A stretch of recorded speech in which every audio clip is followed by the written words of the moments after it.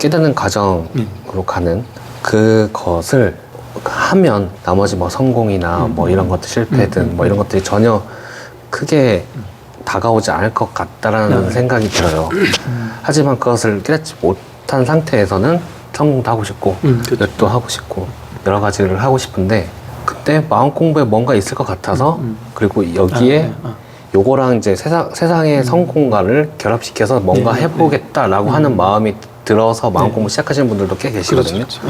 근데 그렇게 들어오셔갖고 마음 공부를 하시는 분들도 그리고 이제 세상 것과 계속 연관을 시키려고 하는 그것 자체는 어떻게 봐야 될지. 그러니까 좋습니다. 그래도 괜찮다라는 답을 드리고 싶고요.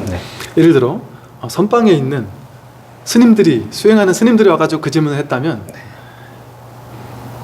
안 된다 그러면 순수한 발심으로 그냥 이 공부에 대한 간절함 그 순수함이 있어야 된다라고 얘기를 했을 거예요. 그런데 사실은 일반 많은 사람들에게는 당연히 그런 마음이 들 수가 있죠. 당연히 들 수 있고 또 그런 마음으로 시작해요. 그리고 대부분의 공부인들은 본인이 편하고 행복하고 잘 나갈 때는 공부를 안 해요. 근데 괴로울 때 너무 크게 괴로웠을 때 그 괴로움에서 벗어나기 위해서 공부를 해요. 그리고 불교의 목적도 괴로움과 괴로움의 소멸이 전부예요. 석가모니 부처님은 사성제가 불교의 전부라고 했는데 코끼리 발자국이 짐승의 모든 발자국을 다 포섭하는 것처럼 불교의 모든 가르침은 괴로움과 괴로움의 소멸 여기에 이것밖에 없다라고 얘기하셨거든요. 그러니까 즉 괴로움의 문제를 해결하기 위한 마음으로 그러니까 지금 예를 경제적으로 어렵다면 내가 부자가 되기 위한 경제적으로 어려움에서 벗어나야 되겠다 하는 마음으로 이 마음 공부를 할 수 있죠, 당연히.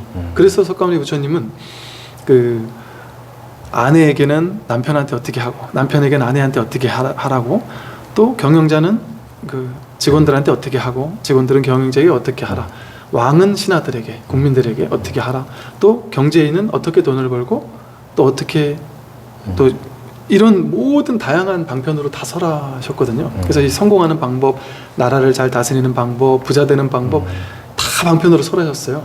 그 말은 그게 당연히 인정하는 거죠. 중생들의 그 욕구, 욕망 이것을 당연히 인정하는 거예요. 그걸 한다고 해서 나쁜 놈이다, 뭐 너는 깨달을 자격이 없다 이렇게 얘기할 수 없습니다. 당연히 그럴 수 없어요. 사실은 나쁜 놈은 없어요. 그런 생각이 일어나더라도 사실 다 부처예요.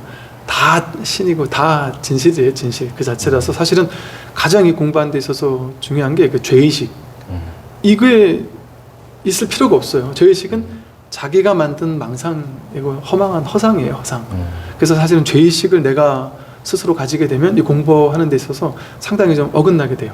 근데 이제 이 공부하는 사람들이 지금 같은 이런 질문을 하시는 분들은 뭐랄까 이게 어찌 보면 좀 이렇게 바른 삶을 살고 싶은 거예요. 그런데 내가 그래도 성공도 하고 싶은 이 세속적인 욕망도 있고 수세간적인 욕망도 있고 하다 보니까 내가 잘못하는 건 아닌가? 이런 어떤 죄의식을 가질 수도 있는데 그건 뭐 그렇게 죄의식을 가질 필요는 없다라고 첫째는 생각을 하고요.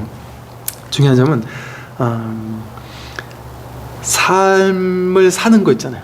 그 직장 생활을 하든 돈을 버는 일을 하든 삶을 사는 것, 이 삶 이게 사실 진실이에요. 이게 그대로 진실이고 이게 그대로 법이고 이게 그대로 깨달음이에요.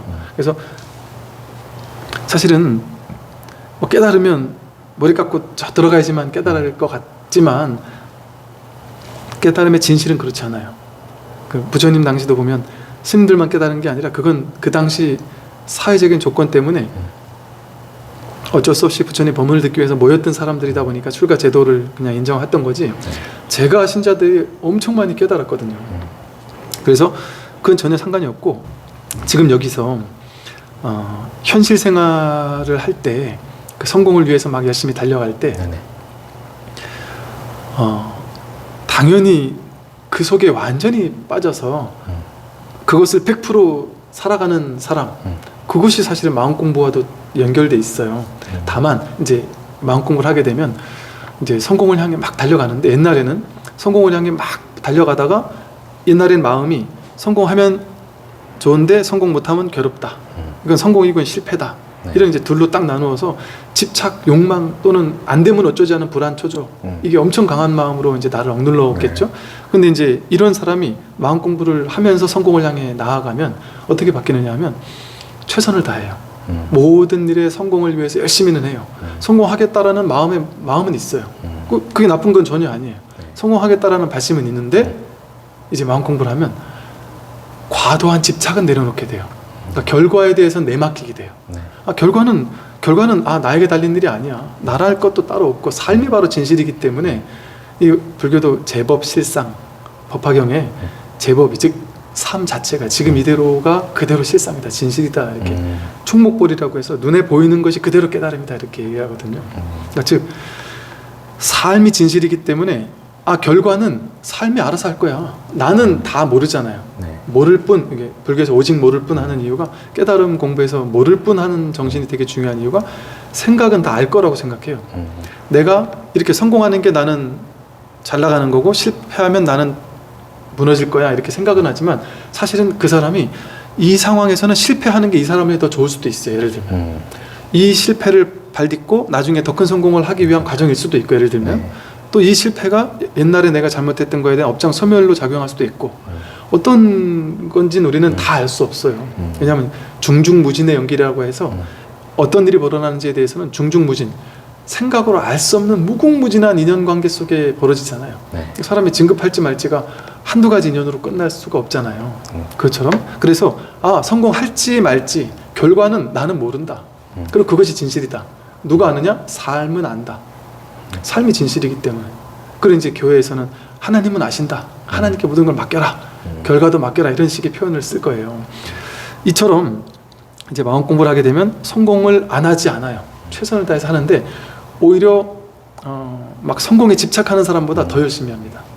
왜 그러냐면 우리는 그럼 무소유, 무소득, 뭐 집착하는 바가 없으면 대충 살지 않을까요? 게을러지지 않을까요? 이렇게 생각하는데 전혀 그렇지 않아요. 성공을 향해 열심히 하더라도 무위로서 하게 돼요. 유위가 아니라 무위. 무위라는 것은 이제 과도한 집착을 하지 않고 애써서 내가 만들어내려고 하지 않는, 마음은 내되 되고 안 되고의 결과는 탁 완전히 법계에 내맡기는 거예요. 이 삶 자체에 완전히 진실의 진리에 내맡기는 거예요. 완전히 내맡기니까 최선은 다하는데 결과에 대한 두려움이 없어요. 그러니까 우리도 잘하려고 막 애쓰면 더 벌벌 떨고 더 안 되잖아요. 네. 오디션 프로도 막 떠는 사람들은 올라가야지 하면 안 되는데 그냥 노는 사람이 되는 것처럼 완전히 내려놓게 되면 저절로 릴렉스하게 되고 몸에 힘이 빠지게 되고 자연스럽게 모든 것이 흘러가게 돼요. 그렇게 완전히 내맡겨 버리는 거예요. 삶의 진실에 완전히 내맡겨 버리면 오히려 그 순간에 더 순수한 열정이 피어납니다. 그러니까 막 잘해야 돼, 이거 언제까지 이 일을 끝내야 돼 이러면 힘들어도 내가 그냥 좋아서 하면 막 엄청난 열정이 막 올라오거든요. 네. 그것처럼 막 잠을 안 자도 잠이 안 올 정도로 더 큰 열정이 올라오기도 하는 거죠. 그렇게 더 큰 열정이 생기고 또 하나 창의성이랄까, 창발성, 자기다운 어떤 이 에너지, 네. 이게 생겨나요. 왜? 내가라는 생각 때문에 잘해야 된다는 집착과 욕망이 있으면 그 잘해야 된다라는 거에 사로잡혀서 내가 제한되고 의식이 꽉 막히게 돼요. 그리고 막 긴장하게 되고. 네. 근데 이게 완전히 이완되거든요. 완전히 내맡기면, 결과에 대한 집착이 없으면 완전히 이완해가지고 릴렉스한 채로 저절로 명상의 상태라고도 볼 수 있죠. 그러니까 힘을 다 빼게 돼요. 힘을 빼고 완전히 맡기니까 정말 자연스러운 힘이 붙어요, 그 사람에게. 그건 이제 개인의 힘이 아니라 그야말로 법계의 힘이 붙는다고 하고, 그럴 때 이제 불교에서는 이걸 무량대복이라 그래요. 내 개인이 잘 되려고 일을 하면 내 복만 갖다 쓰잖아요. 네. 근데 이 나라는 걸 내려놓고 완전히 맡기고 하면 내 복이 아니라 삶 전체가 나구나라는 자리에서 하기 때문에, 이 법의 자리에서 하기 때문에 무량한 셀 수 없는 복이 깃든다는 거죠. 그러니까 더 큰 힘과 지혜로서 저절로 되어진다는 거죠. 그러나 안 되더라도 두려워하지 않아요. 괴로워하지 않아요. 왜? 안 되는 거는 아직 시절 인연이 오지 않은 것일 뿐이구나. 그 에픽테투스라는 그 사람이 이런 얘기를 했어요. 남들 앞에 지금 맛있는 음식이 왔다면, 그리고 나에게 왔다면 지금은 그 사람이 맛있는 음식을 먹을 때다. 나는 아직 차분히 기다려야 할 때다. 그걸 억지로 그 사람의 음식을 갖다 뺏어 먹을 필요는 없다. 이제 이런 표현을 썼는데 그것과 비슷해요. 시절 인연을 완전 내맡기는 사람은 언제 나에게 때가 올지, 언제 나에게 성공이 올지, 언제 나에게 시절 인연이 올지는 나는 모른다. 나는 지금 내가 할 수 있는 최선을 다할 뿐이고 그 결과는 그때가 언제 올지는 맡긴다. 하니까 그 시절 인연을 막 강제로 막 만들려고 하지도 않죠. 근데 상대방이 성공하면 그냥 진심을 다해 축하해 줄 뿐이에요. 근데 이게 중요한 게 상대방의 성공을 진심으로 축하해 주는 말, 수희 찬탄이라는 애인데 진짜로 내 일처럼 기뻐해 주면 이 뇌도 그렇다 그러잖아요. 너와 나를 구분 못한다 그래요. 진심으로 기뻐해 주면 이 일이 이제 나에게 올 확률이 높아져요. 이게 인과응보로 의업이 그런 현실을 끌어당겨요. 그래서 내가 정말 잘된 사람을 진짜로 기뻐해 줄 때 나도 장래할 확률이 높아지고 그러면 나에게 안 오는 거에 대해서도 막 질투하거나 두려워하거나 원망하지 않아요. 아직 시절 인연이 안 온 거지. 그래서 사실은 이 법계의 시절 인연은요, 모의로서 어떨 때는 아무리 하려고 해도 안 되는데 어떨 때는 그냥 나는 별로 한 것도 없는데 저절로 될 때가 있잖아요. 맞아요. 그것처럼 시절 인연이 올 때가 만나면 내가 애쓰지 않아도 모든 게 자연스럽게 신기하다. 이 우주 전체가 도와주는 것 같다라는 이런 느낌을 받거든요. 네. 어떤 진급한 사람이 떨어졌던 해에는 별의별 짓을 다 해도 안 되더니 그리고 이상하게 안 되는 일이 막 겹치더니 맞아. 되려고 하니까 모든 사람들이 다 나를 도와주기에 작정을 한 것 같이 느껴지더라고 얘기하는 사람이 있더라고요. 그러니까 그런 것처럼 시절의 때를 만나면 그냥 자연스럽게 그건 이제 뭐 여자친구를 사귀고 결혼을 하고 이러려는 사람들도 저한테 많이 물어봐요. 그러면 그 또한 마찬가지다. 내가 사랑은 하되 그 사람에게 최선은 다하되 이 사람 아니면 절대 안 된다든지 나는 왜 여자친구가 없을까 남자친구가 없을까 이렇게 막 두려워한다 이럴 필요가 없다. 시절 인연이 탁 맞으면 그냥 저절로 애쓰지 않아도 막 머리로 고민하지 않아도 그 진짜 내 짝을 만나면 머리로 고민하기 전에 본인은 답을 내버려요. 그냥 저절로 이루어져요. 삶은 저절로 일어나요. 그런 어떤 저절로 일어나는 삶에 완전히 내맡기는 그래야 그게 이제 내가 사는 삶이 아니라 내 안의 불성이랄까 신성이랄까 그것이 깨어나서 삶을 이 법의 자리에서 사는 삶이랄까 이런 삶이 되게 되는 거죠. 그러니까 성공을 위해서 처음에는 달려가지만 이런 방식으로 공부를 하게 돼요. 저절로. 그래서 아마 제 유튜브 채널도 그냥 어찌 보면 불교만 제가 얘기를 하고 막 이럴 것 같으면 그냥 깨달음 이 얘기만 계속 해야 되는데 보다 많은 사람에게 이렇게 이제 부처님도 이제 뭐 시론, 개론, 생천론 뭐 이런 식으로 단계별로 사람들에게 법을 설하셨거든요. 그런 것처럼 제가 보니까 그래요. 이렇게 공부하던 사람이 처음에는 막 집착과 욕망과 성공과 이런 것 때문에 막 하다가 점점 좀 공부하면서 성공도 희한하게 더 잘 되는데 점점 마음에 어떤 힘은 빠지고 일이 더 재밌어지고 뭔가 주변 환경도 되게 좋아지고 자신의 마음이 고요해지니까 일이 더 잘 되고 또 마음 공부도 더 잘 된다. 그래서 이제 나중에는 이 일과 공부가 둘이 아니구나 라고 돼서 삶과 완전히 하나가 돼버려요. 이게 이제 제일 중요한 방식이에요.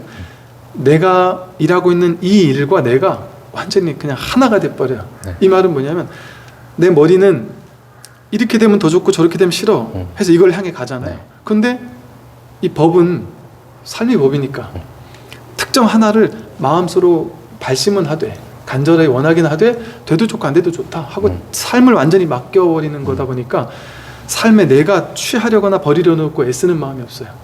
집착하려고 하면 집착된 게 내게 안 됐을 때 괴롭고 버리려고 미워하면 버려지지 않을 때 괴롭잖아요. 여기서 취사 간택심에서 괴로움이 생기거든요. 그런데 이 마음 공부라는 사람은 과도하게 집착해서 끌어당기려는 것도 없고 과도하게 싫어서 밀쳐내려는 것도 없게 돼요. 그러면 어떤 걸까요? 지금 이대로가 되는 거예요. 지금 이대로를 완전히 허용해주고 받아들여주고 그냥 여기에 예스 하는 거예요. 삶에. 그래서 직장 상사가 기분 나쁜 사람이 있다? 예스 하는 거예요. 기분 나쁜 사람 당연히 있는 것이지 하고 그냥 그대로 허용해 주게 되고 그래서 지금 내가 살고 있는 이 삶에 100% 뛰어들게 돼요. 그랬을 때 그전에는 100% 뛰어들지 않고 취사간택하면서 내가 이렇게 재면서 이건 취하고 저건 버려야지라는 계산이 깔려있을 때는 100% 뛰어들지 않은 거예요. 내가 주인이 돼가지고 그걸 막 취하고 버리려고 애쓰는 거잖아요. 네. 근데 그런 거 없이, 분별하는 거 없이 그냥 삶 속에 완전히 뛰어들어서 그냥 삶을 살아주게 돼요. 그랬을 때 그 삶에 더 큰 힘이 붙을 뿐 아니라 그게 불이법, 둘이 아닌 참된 진실과 하나 되는 네. 공부예요. 그래서 삶과 깨달은 공부는 사실은 둘로 나뉠 수가 없습니다. 하나의 공부예요. 그래서 그런 방식으로 공부를 하시면서 꾸준히 좋습니다. 그렇게 공부하다 보면 저절로 이제 제가 지금 말씀드린 이런 방향으로 네. 공부의 방향이 가게 되고, 그러다 어느 날 이제 간절히 또 발심이 될 때가 있겠죠. 성공보다도 막 더 크게 발심될 때가 있고, 네. 또 그렇게 진지하게 관심을 하다 보면 직장 생활 하다가 문득 깨어나는 사람들도 많이 있어요. 그래서 전혀 문제될 게 없다.